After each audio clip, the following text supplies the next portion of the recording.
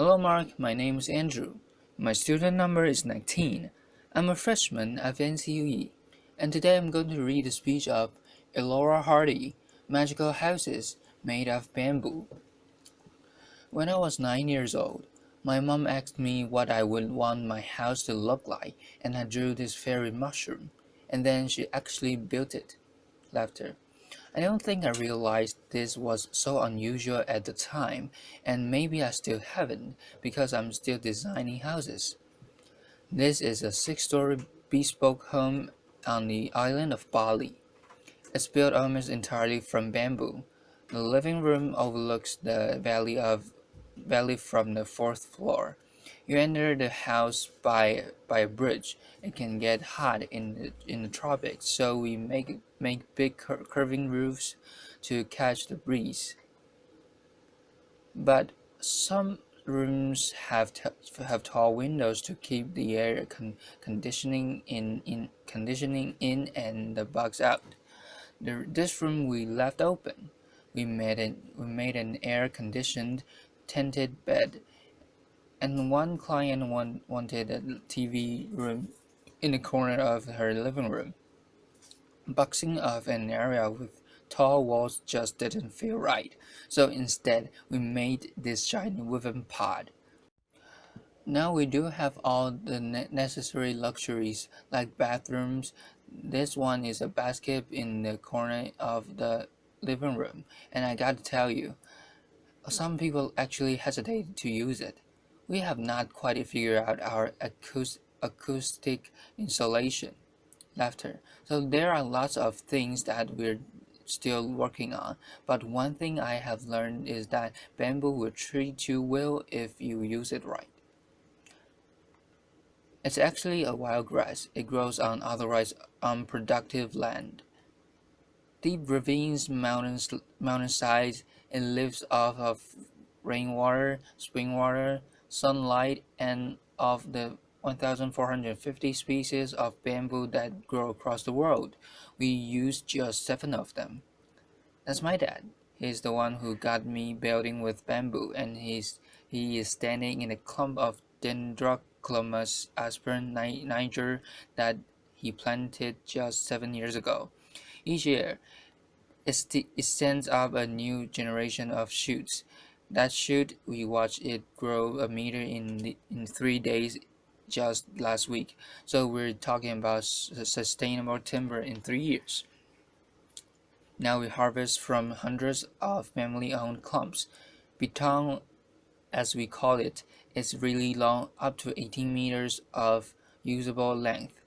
Try getting that truck down the mountain, and it's strong. It has the tensile strength of steel and the compressive strength of concrete. Slam 4 tons straight down on the pole, and it, it can take it because it's hollow. It's lightweight, light enough to be lifted by just a few men or apparently one woman. Laughter, applause. And when my father built a green school in Bali, he chose bamboo for all of the buildings on campus because he saw it as a promise. It's a promise to take to it's a promise to the kids. It's one sustainable material that they will not run out of.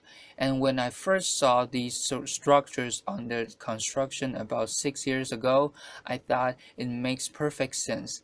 It is growing all around us.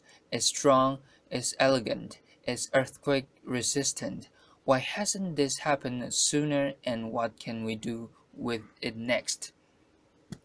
So along with some of original builders of Green School, I founded Ibuku. Ibu means mother and Ku means mine. So it represents my mother's oath. And at Ibuku we are a team of artisans, architects and designers, and what we're doing together is creating a new way of building. Over the past 5 years together, we have built over 50 unique structures, most of them in Bali, 9 of them at Green Village. You've just seen inside some of these homes, and we fill them with bespoke furniture. We surrounded them with veggie gardens. We would love to invite you all to come visit someday. And while you're there, you can also see Green School. We keep building classrooms there each year, as well as an updated fairy mushroom house. We are also working on a little house for export. This is this is a traditional Sudanese home that we replicated right down to the details and textiles. A restaurant with an open air kitchen. It looks a lot like a kitchen, right? And a bridge that spans 22 meters across a river. Now, what we're doing is not entirely new. From From little huts to elaborate bridges like this one in Java, bamboo has been in use across the tropical regions of the world for literally tens of thousands of years. There are islands and even continents that we first reached by bamboo rafts, but until recently it was almost impossible to reliably protect bamboo from insects, and so just about everything that was ever built out of bamboo is gone. Unprotected bamboo weathers. Untreated bamboo gets eaten to dust, and so that's why most people, especially in Asia, think that you couldn't be poor enough or rural enough to actually want to live in a bamboo house. And so we thought, what will it take to change their minds, to convince people that bamboo is worth building with, much less worth aspiring to? First, we needed safe treatment solutions. Borax is a natural salt. It turns bamboo into a viable building material. Treat it properly, design it carefully, and a bamboo structure can last a lifetime. Second, build something extraordinary out of it. Inspire people.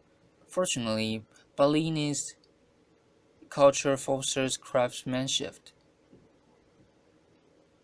It values the artisan, so combine those with the adventurous outliners from new generations of locally trained architects and designers and engineers, and always remember that you're designing for curving, tapering, hollow poles. Now, no two poles alike, no straight lines, no 2x4s here. The tired and true the tried and true, well-crafted formulas and vocabulary vocabulary of architecture do not apply here. We have had to invent our own rules. We ask the bamboo what it's good at and what it wants to become and what it says is respected, designed for its strength, protect from water, and to make the most of its curves. So we design in real 3D, making scale structural models out of the same material that we later use to build a house. And bamboo model making is an art, as well as some hardcore engineering. So that's the blueprint of the house. Laughter. And we bring it to site, and with tiny rulers, we measure each pole and consider each curve, and we choose a piece of bamboo from the pile to replicate that house on site. When it comes when it comes down to the details, we consider everything. Why are doors so often rectangular? Why not round? How could you make a door better? Well, its hinges it hinges better with gravity, and gravity will always win in the end. So why not have it pivot on the center where it can stay balanced? And and while you're at it, why not doors shaped like teardrops? To reap the selective benefits and work within the constraints of this material. We have really had to push ourselves, and within that constraint, we have found space for something new. It's a challenge. How do you make a ceiling if you don't have any flat boards to work with? Let me tell you, sometimes I dream of sheetrock and plywood. Laughter. But if you what you've got is skilled craftsmen and itsy bitsy little splits. Weave that ceiling together, stretch a canvas over it, lacquer it. How do you design durable kitchen countertops that do justice to this curving structure you've just built? Slice out a boulder like a loaf of bread, hand hand carve each to fit the other. Leave the crust on, and what we're doing, it is almost entirely handmade. The structural connections of our buildings are reinforced by steel joints, but we use a lot of whittled bamboo pins. There are thousands of pins in each floor. This floor is made of glossy and durable bamboo skin. You can feel texture under bare feet. And the floor that you walk on, can it affect the way that you walk? Can it change the footprint that you ultimately leave on the world? I remember being 9 years old and feeling wonder and possibility and a little bit of idealism. And we've got really long way to go. There's a lot left to learn. But one thing I know is that with creativity and commitment, you can create beauty and comfort and safety and even luxury out of a material that will grow back. Thank you. Applause.